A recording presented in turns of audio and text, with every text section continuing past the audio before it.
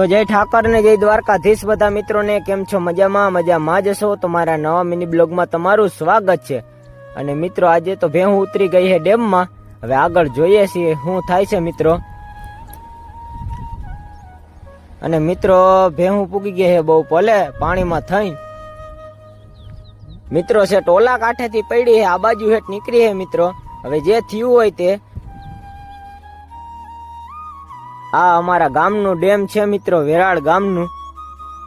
પણ એક number view છે મિત્રો, તમે ખાલી જોવો. જો સામે ટાવર ને દેખાય છે મિત્રો, એ વેરાળ ગામ છે.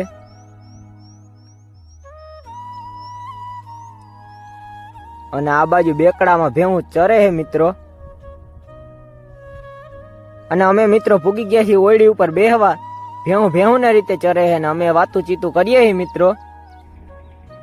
અને મિત્રો આપણી ભેહું ચડી ગઈ છે હવે કેળે. અને આના પછીના બ્લોગ મિત્રો તમને મજા આવે એવા બનાવશું.